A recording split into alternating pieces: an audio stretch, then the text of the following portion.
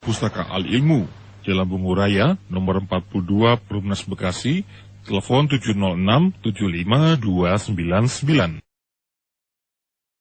A'udzu billahi minasy syaithanir rajim. Bismillahirrahmanirrahim. Ya ayyuhan nasu ittaqu rabbakum alladhi khalaqakum min nafsin wahidatin wa khalaqa minha zawjaha wa batha minhuma rijalan katsiran wa nisaa'a واتقوا الله الذي تساءلون به والأرحام إن الله كان عليكم رقيبا يا أيها الذين آمنوا اتقوا الله حق تقاته ولا تموتن إلا وأنتم مسلمون يا أيها الذين آمنوا اتقوا الله وقولوا قولا سديدا يصلح لكم أعمالكم ويغفر لكم ذنوبكم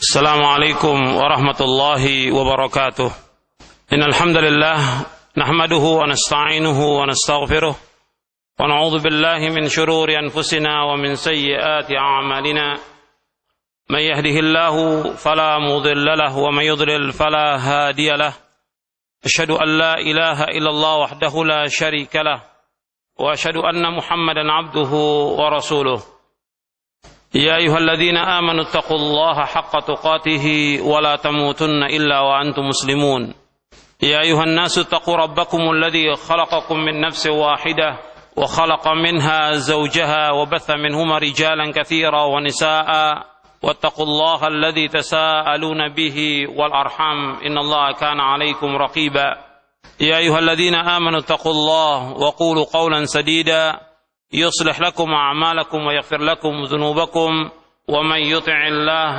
ورسوله فقد فاز فوزا عظيما أما بعد فإن أصدق الحديث كتاب الله وخير الهدي هدي محمد صلى الله عليه وعلى آله وسلم وشر الأمور محدثاتها وكل محدثة بدعة وكل بدعة ضلالة وكل ضلالة في النار أما بعد Ma'asyiral muslimin rahimakumullah, kepada bapak, ibu-ibu, ikhwan dan akhwat yang dimuliakan oleh Allah Subhanahu wa taala. Alhamdulillah, kita bersyukur kepada Allah Subhanahu wa taala atas segala nikmat yang Allah karuniakan kepada kita. Nikmat Islam, nikmat iman, nikmat sehat, nikmat afiah, nikmat diberikan hidayah taufik di atas sunnah Nabi sallallahu alaihi wa ala alihi wasallam. Nikmat diberikan waktu untuk talabul ilmi, dan masih banyak lagi nikmat yang lain yang wajib kita syukuri. Dan kita bersyukur kepada Allah SWT pada hari ini, hari Sabtu tanggal 11 Safar 1430 Hijriah atau tanggal 7 Februari 2009, kita berkumpul di Masjid Ar-Rahmah di Perumahan Rafres Hill Cibubur untuk mengkaji atau membedah buku Taqwa Jalan Menuju Sukses Abadi. Yang kita akan kaji buku ini yaitu Taqwa Jalan Menuju Sukses Abadi. Ikhwan fiddin, a'azakumullah, kepada bapak, ibu-ibu, ikhwan dan akhwat yang dimuliakan oleh Allah Subhanahu wa taala. Kita membahas tentang takwa ini karena takwa ini merupakan wasiat Allah Subhanahu wa taala kepada nabinya Muhammad sallallahu alaihi wasallam, dan wasiat Allah kepada umat Nabi Muhammad sallallahu alaihi wasallam sebagaimana Allah berwasiat kepada umat-umat sebelumnya. Dan wasiat ini merupakan wasiat yang paling baik. Artinya wasiat takwa merupakan wasiat yang paling baik dari semua wasiat. Nah, itu Allah menyebutkan dalam Al-Qur'an, wa laqad wassayna alladziina utul kitaba min qablikum wa iyyakum an ittaqullah. Dan sungguh kami telah mewasiatkan orang-orang sebelum kamu dan juga kepada kalian agar kalian bertakwa kepada Allah SWT. Dan takwa ini merupakan pengekang dari berbagai macam perbuatan dosa dan maksiat. Dan orang-orang yang bertakwa adalah orang yang mulia. Dan di antaranya juga kita bahas masalah ini. Banyak sekali khatib sering membawakan dalam khutbah Jumat tentang takwa. Dan juga dalam khutbatul hajah Nabi SAW membacakan 3 ayat dalam surah Ali Imran, dalam surah An-Nisa, dan juga dalam surah Al-Ahzab yang tadi saya bacakan, yang isinya adalah takwa kepada Allah SWT. Wasiat ini sering disampaikan, khutbah sering disampaikan tentang takwa.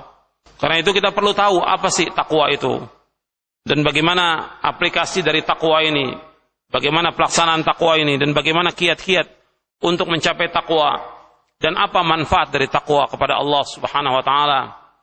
Dan manfaatnya sangat besar. Dan saya sebutkan di sini ada 62 manfaat, meskipun sebagian ulama menyebutkan lebih dari 100 manfaat dari takwa kepada Allah Subhanahu wa taala. Dan takwa inilah yang paling banyak memasukkan manusia ke surga. Nabi menyebutkan bahwa yang paling banyak memasukkan manusia ke surga 2. Yang pertama, akhlak yang mulia, yang kedua takwa.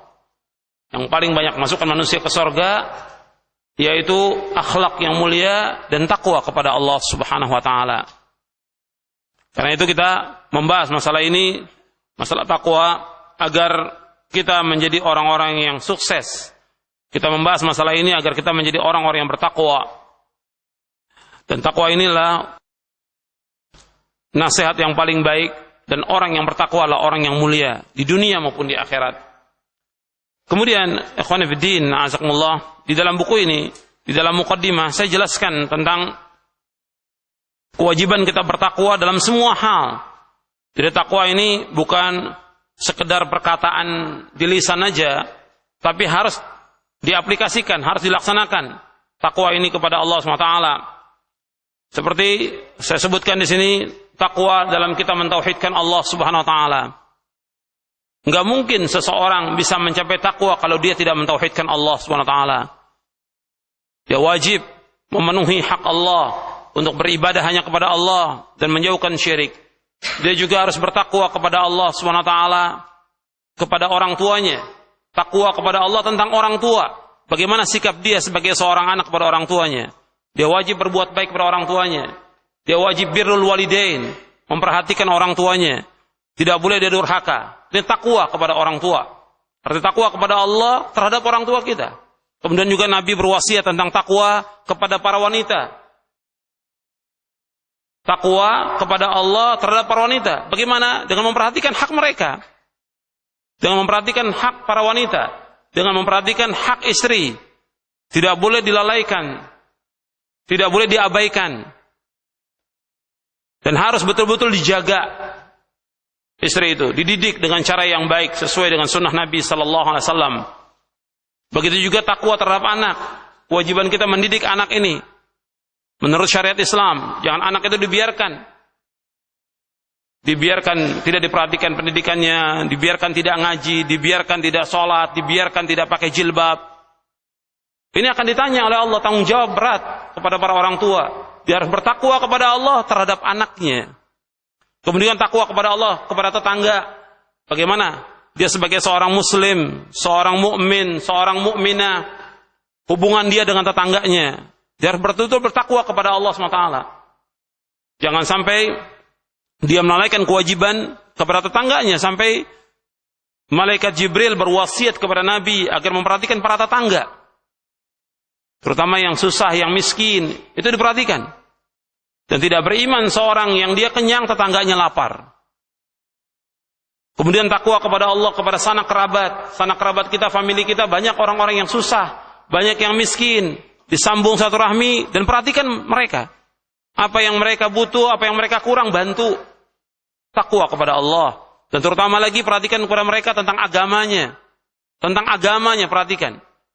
Saudara kita, famili kita, perhatikan. Kita ingin masuk surga, mereka pun ingin masuk surga. Perhatikan takwa kepada Allah tentang sanak kerabat. Bagi juga takwa kepada Allah dalam muamalah.